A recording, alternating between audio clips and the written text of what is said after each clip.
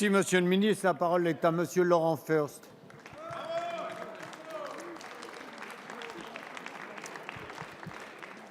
Monsieur le Premier ministre, ma question est simple. Le gouvernement a-t-il conscience de la dégradation du réseau routier français? Le réseau routier constitue un patrimoine considérable qui permet d'assurer 88% des déplacements des Français. Pourtant, aujourd'hui, ce réseau vieillit, ce réseau s'abîme et devient même parfois dangereux. Il y a d'abord le réseau national. Certes, les 9000 km d'autoroutes concédées sont entretenus. Mais il y a les 12 000 km de routes nationales pour lesquelles vous ne consacrez que 243 millions d'euros à la régénération des chaussées et des ouvrages d'art. Les départements entretiennent 380 000 km de routes, mais les départements de France sont à l'agonie financière. N'ayant pas réussi à les faire disparaître, vous leur imposez un garrot budgétaire qui rend bien des conseils départementaux incapables d'entretenir leurs routes. Il y a enfin le réseau communal, 660 000 km. Tous les maires de France tentent d'entretenir leurs routes, mais la baisse de 30% des dotations d'État aux collectivités se traduit par un effondrement du volume des travaux qui, dans bien des arbitrages, sont remis au lendemain. Un réseau routier mal entretenu est un réseau routier qui se dégrade. Lorsque les travaux d'entretien sont reportés, les coûts progressent de manière exponentielle. La situation des routes françaises va rapidement devenir critique et cela est le fruit de vos choix. Avez-vous seulement mesuré les conséquences de votre politique en termes de sécurité routière, d'image de la France et de destruction d'emplois dans le secteur des travaux publics?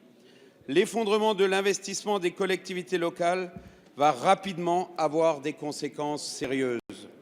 Ce quinquennat laissera une bombe à retardement, celle de l'altération prononcée de nos routes, patrimoine collectif essentiel à la vie de tous les Français comme au fonctionnement de notre économie. Merci. La parole est à Monsieur Alain Vidalies, secrétaire d'État chargé des Transports, de la mer et de la pêche. Oui, merci, Monsieur le Président. Monsieur le député, sur le constat de l'état du réseau routier français, le gouvernement peut partager vos préoccupations.